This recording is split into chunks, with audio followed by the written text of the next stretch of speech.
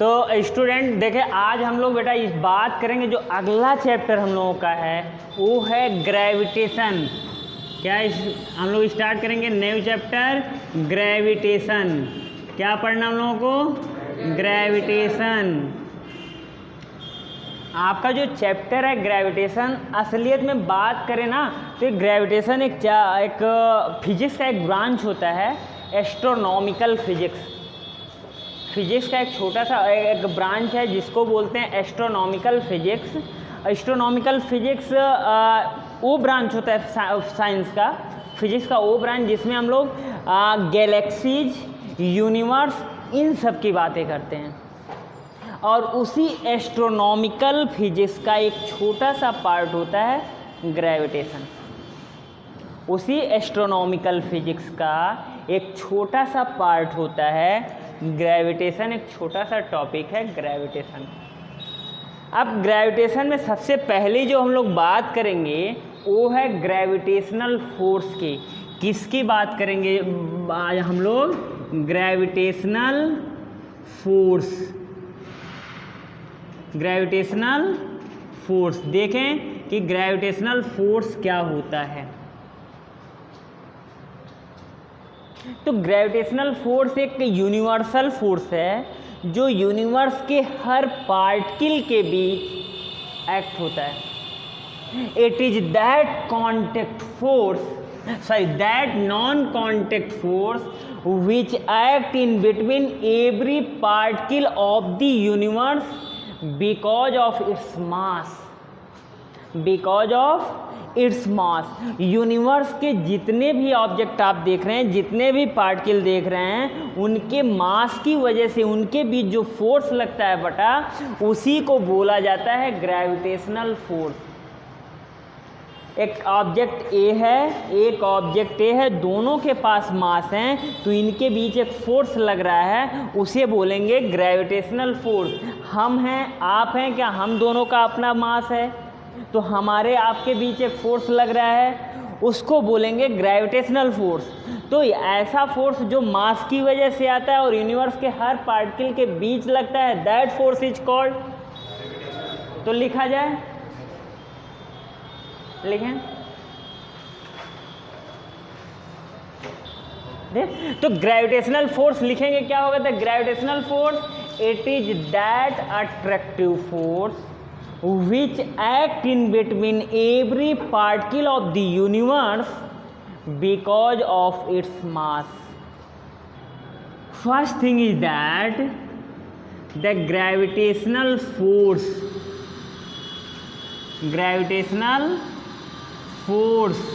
क्या बेटा लिख दें? GF ना, कौन सा फोर्स? GF, gravitational force. तुम लोग नालायक कैसे सोचो? Gravitational force GF is due to mass of object. किसकी वजह से लगता है? Because of mass of the object. Second thing is that कि ये जो फोर्स होता है बेटा, नेचर में बहुत सारे फोर्स पाए जाते हैं। नेचर में 4 तरह के फोर्स पाए जाते हैं। एक तो ग्रेविटेशनल फोर्स होता है, दूसरा इलेक्ट्रोस्टैटिक्स फोर्स। ये फोर्स किसकी वजह से आ रहा है? मास की वजह से आ रहा है। ऐसे ही स्टूडेंट आपको एक इलेक्ट्रोस्टैटिक फोर्स मिलता है जो चार्जेस की वजह से आता है, इलेक्ट्रिक चार्ज की वजह से आता है, जो आप पढ़ेंगे 10th में। और तीसरा जो फोर्स आता है न्यूक्लियर फोर्स, जो न्यूक्लियस के एटम के न्यूक्लियस के बीच जो फोर्स लगता है उसको बोलते हैं न्यूक्लियर फोर्स। और वो न्यूक्लियर फोर्स 2 तरह का होता है, strong nuclear force, weak nuclear force. तो इन 4 फोर्स, जो 4 नेचुरल फोर्स हैं, इन चारों में सबसे वीक फोर्स जो होता है वो होता है अपना GF, ग्रेविटेशनल फोर्स होता है। क्लियर है? तो gravitational force is the weakest force. Clear student?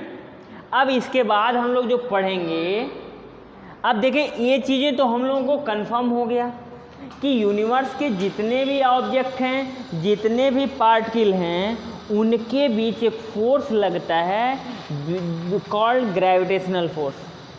तो आपके दिमाग में आ रहा सर इसका मैथमेटिक्स कितनी होगी, मैथमेटिकल फॉर्मूला क्या होगा कि ये फोर्स को हम लोग मैग्नीट्यूड में रिप्रेजेंट कर पाएँ, कि चलो दो ऑब्जेक्ट हैं इनके बीच इतना फोर्स लग रहा है, दो ऑब्जेक्ट दूसरे आ गए तो इनके बीच कितना फोर्स लग रहा है। तो इन सब फोर्स का मैथमेटिक्स जानने के लिए एक साइंटिस्ट थे, उनका नाम था न्यूटन। उन्होंने क्या किया, अब तो इसी चीज़ को ग्रेविटेशनल फोर्स की स्टडी करने के लिए न्यूटन साहब ने एक लॉ दिया जो हम लोग पढ़ेंगे, न्यूटन्स लॉ ऑफ ग्रेविटेशन या न्यूटन्स लॉ ऑफ ग्रेविटेशन। क्या पढ़ेंगे, अगला जो मेन टॉपिक है स्टूडेंट हम लोगों को, जो सबसे इम्पॉर्टेंट इस चैप्टर का टॉपिक है वो है Newton's law of gravitation. Heading डालेंगे Newton's law of gravitation, Newton's law of gravitation, बहुत इंपॉर्टेंट टॉपिक है। अच्छा, ये हमको देखो न्यूटन्स लॉ ऑफ ग्रेविटेशन क्या कॉन्सेप्ट देता है कि दो ऑब्जेक्ट हैं तो उनके बीच फोर्स कितना लगेगा। तो इन्होंने स्टडी किया कि suppose we have two object A having mass m1 और ऐसे ही दूसरा ऑब्जेक्ट ले लें b, इनका मास क्या होगा, कुछ m2 होगा।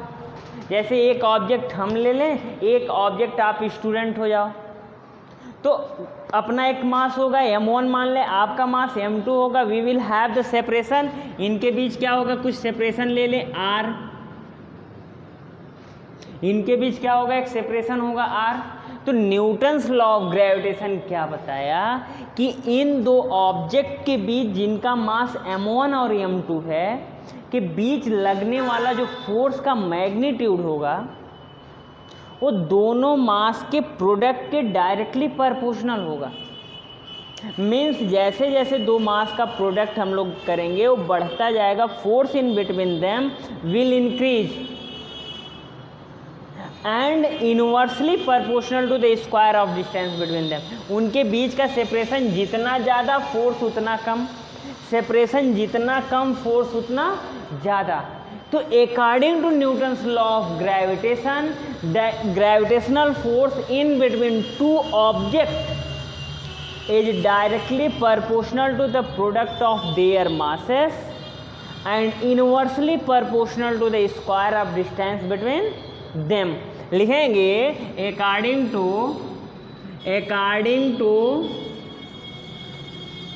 देखें Newton's law of gravitation, law of gravitation. Aditya clear हो रहा है? Newton's law of gravitation, the gravitational force, the gravitational force is directly proportional to the product of their masses m1 and m2. Second one, force is inversely proportional to the square of distance between them. Now let us combine these two. देखें इन दोनों को combine किया जाए, combining above, इन दोनों को एक साथ लिखेंगे तो F will be directly proportional to m1 m2 by r square. Siddharth, F directly proportional to m1 m2 by, और जब भी स्टूडेंट प्रोपोर्शनैलिटी साइन हम लोग रिप्लेस करते हैं वी यूज ए कांस्टेंट। तो यहाँ जब ये प्रोपोर्शनैलिटी साइन है, इसको रिप्लेस करेंगे तो कांस्टेंट रखा G m1 m2 by r square. This is the Newton's formula for gravitational force in between two object, where देखें where g is a proportionality constant is a proportionality constant called, इसका नामकरण क्या है, called universal gravitational constant. क्या नाम है इनका, universal gravitational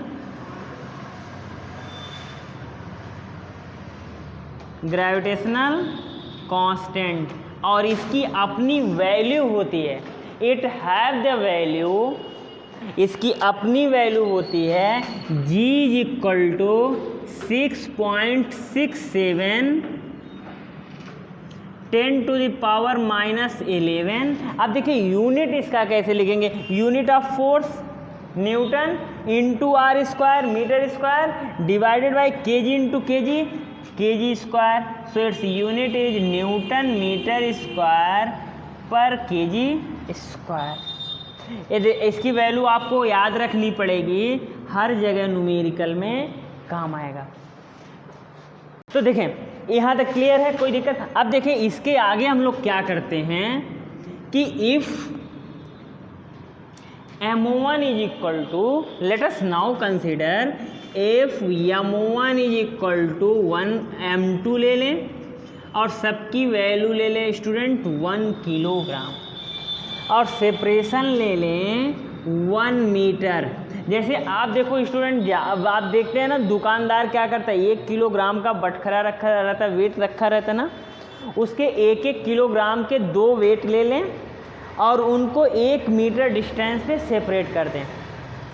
उनको 1 मीटर स्केल से मेजर करके 1 मीटर डिस्टेंस पे आप सेपरेट कर दो तो उनके बीच फोर्स लगेगा, क्योंकि यूनिवर्सल ग्रेविटेशनल फोर्स तो यही कहता है ना, gravitational force her massive body के बीच लगेगा, हर ऑब्जेक्ट के बीच लगेगा। तो 1-1 किलोग्राम के जब हम लोग वेट ले लेंगे तो इनके पास 1-1 किलोग्राम के मास हैं कि नहीं, और उनके बीच का सेपरेशन 1 मीटर है। तो जो फोर्स लगेगा उसको लेट अस कैलकुलेट। तो हमने क्या कंसीडर कर लिया कि m1 is equal to m2 और दोनों की वैल्यू कितना 1 किलोग्राम ले लिया, सेपरेशन उनके बीच ले लिया 1 मीटर का। तो फोर्स कितना हो जाएगा, सो फोर्स कितना हो जाएगा, F is equal to G at the place of m1 what we can write 1 kilogram, m2 के जगह पे भी 1 किलोग्राम, r के जगह पे 1 का स्क्वायर रख दिया। तो बेटा F इज इक्वल टू आ गया G और G की वैल्यू आप जानते हैं 6.67 10⁻⁻11 न्यूटन की फोर्स लगेगा।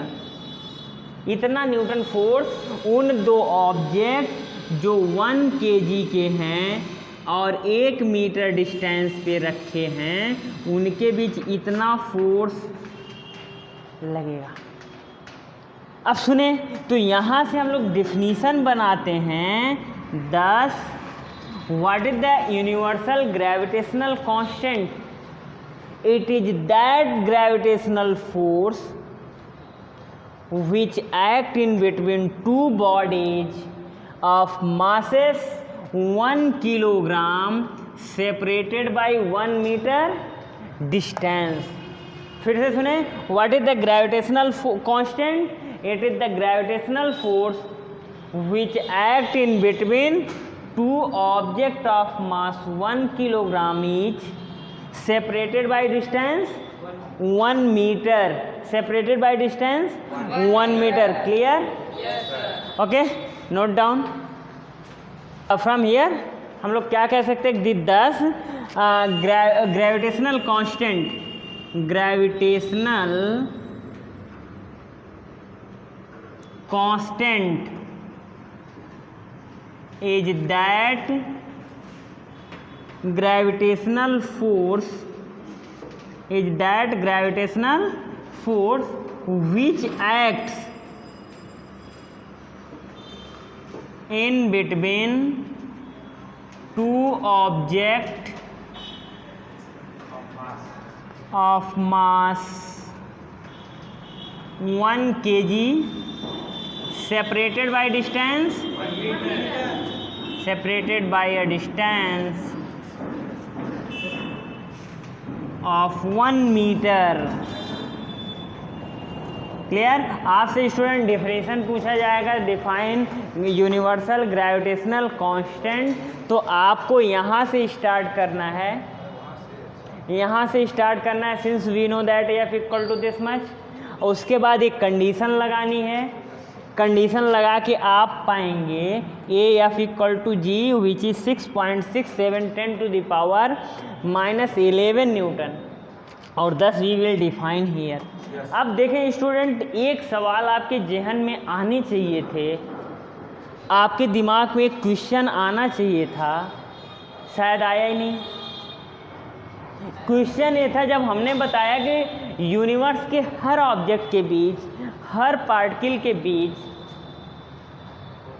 फोर्स लगता है which is called gravitational force, जिसको क्या बोला जाता है स्टूडेंट? ग्रेविटेशनल फोर्स बोला जाता है। तो क्वेश्चन पहला, सर हमारे आपके बीच फोर्स लग रहा है कि नहीं? यदि हम आपके बीच फोर्स लग रहा है तो why we not attract to each other? यदि मैं रुद्राक्ष और हमारे बीच फोर्स लग रहा है तो रुद्राक्ष हमारी तरफ खींच के आना चाहिए, मैं रुद्राक्ष की तरफ खींच के जाऊं। ऐसे शिवम के बीच हमारे बीच फोर्स लग रहा है तो क्या होना चाहिए? एक दूसरे के बीच अट्रैक्शन होना चाहिए, लेकिन नहीं हो रहा है। क्यों? या तो फोर्स नहीं लग रहा है, या तो फोर्स नहीं लग रहा है, या तो लग रहा है तो कोई और रीजन है जिसकी वजह से हम दोनों के बीच फोर्स, इन दोनों के बीच बेटा फोर्स लग रहा है। हाँ लग रहा है, तो क्यों फील नहीं आ रहा है? तो देखें स्टूडेंट, क्या ये G की वैल्यू 10 टू द पावर -11 है? क्या इतना स्मॉल वैल्यू है कि थोड़े मोड़े ऑब्जेक्ट मास के लिए, छोटे मोटे मास के लिए क्या इस पर कोई इफेक्ट नहीं पड़ेगा?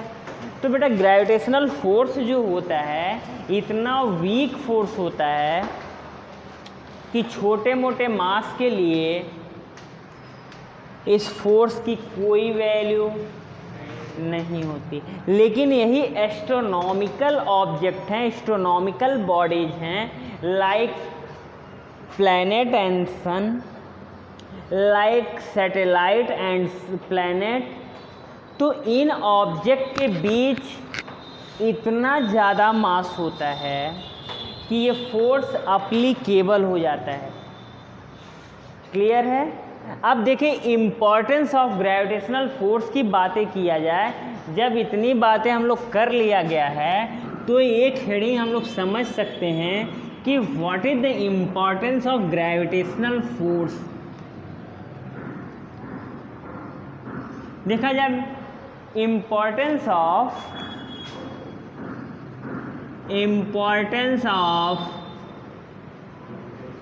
GF in life, gravitational force का लाइफ में, इसको ज़्यादा मज़ा आ रहा है, ग्रेविटेशनल फोर्स का लाइफ में क्या इम्पोर्टेंस है?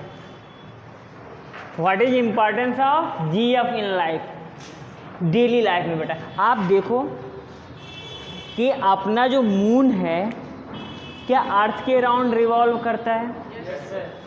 Because of the gravitational force, because of the gravitational force all the planet revolve around the sun. पहला इंपॉर्टेंस है because of GF gravitational force all the planet revolve around sun।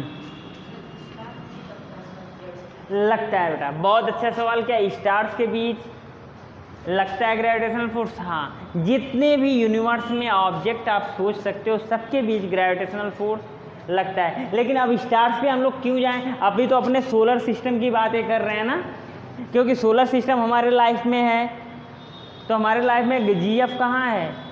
Solar system की बातें करें तो बेटा पहला है because of the gravitational force all the planet revolve around the sun,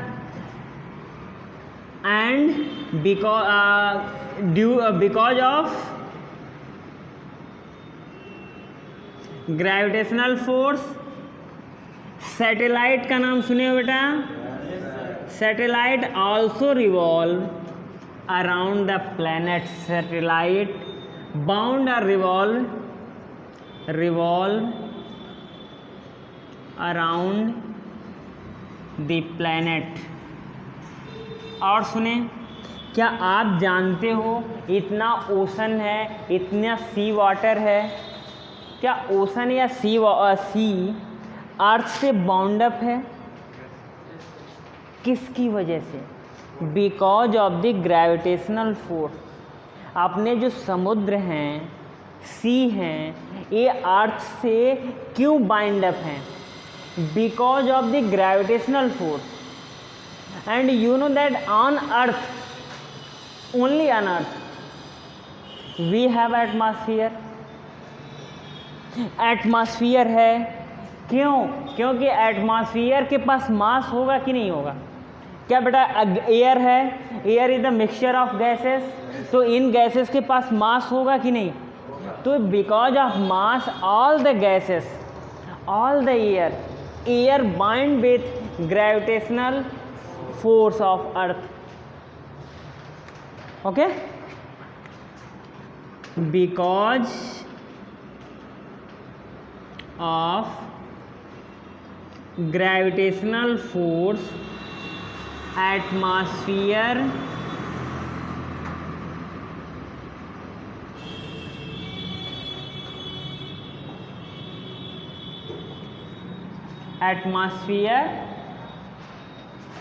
and sea bound to earth।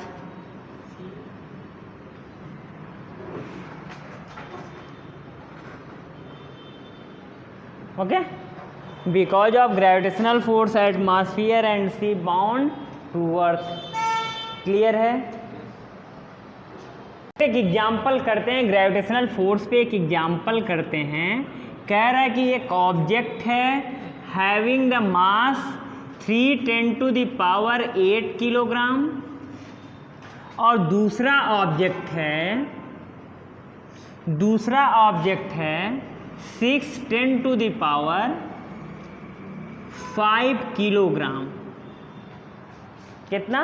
एक object है, मास m1 कितना दिया है स्टूडेंट?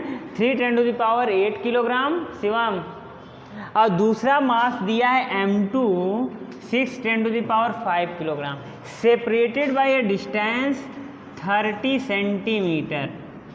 कितने डिस्टेंस पे सेपरेट है? 30 सेंटीमीटर पे। पूछ रहा है कि ग्रेविटेशनल फोर्स यानी जीएफ की वैल्यू कितनी होगी? जीएफ की वैल्यू, आपके जीएफ की वैल्यू कितनी है, इसकी औकात कितनी है, ये आपको निकालनी है। ग्रेविटेशनल फोर्स की औकात कितनी होगी इन दो ऑब्जेक्ट के बीच, ये आपको कैलकुलेट करना है स्टूडेंट। तो करना कुछ नहीं है, सबसे पहले इसको चेंज करें मीटर में कन्वर्ट करने के लिए। क्या 30 सेंटीमीटर को 30×10⁻² मीटर लिख दें, क्योंकि 1 सेंटीमीटर इक्वल टू होता है 10⁻² मीटर। अब देखें m1 दिया है, m2 दिया है, तो फोर्स क्या होता है? F इक्वल टू होता है G m1 × m2 by r square. G m1 × m2 by r square. अब G की वैल्यू आपको पता है 6.67 10⁻11। m1 की जगह पे बेटा इसको पुट करें 3×10⁸, m2 की जगह पे इसको रखेंगे 6×10⁵, divided by r square. r square मतलब 30×10⁻² का होल स्क्वायर। तो देखिए पहले पावर को सॉल्व किया जाए, देखें तो कितना हो जाएगा?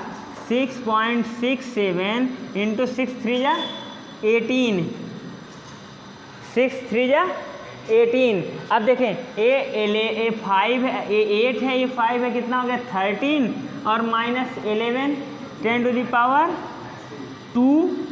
और डिवाइडेड बाई नीचे कितना हो जाएगा बेटा डिनोमिनेटर में? That will be 30 square means 900 10⁻⁴। अब 9 2 = 18, it becomes 6.67 × 2, and in denominator will be how much? It is 900. 900 means देखें 6.67 × 2 10⁻², यहाँ 100 बचा, 10⁻⁻4। तो इसको 100 को क्या लिख सकते हैं, 10⁻2 और 10⁻4 बचा कितना, 10⁻2। तो ये 10⁻2 जब ऊपर आएगा बेटा तो 10⁻4 हो जाएगा। तो कितना आ जाएगा, 2 7 जा 14, 2 6 जा 12 और 1 13, 2 6 जा 12 1 13, 13.34 10⁻4 Newton. This is your answer. Clear है, कोई डाउट?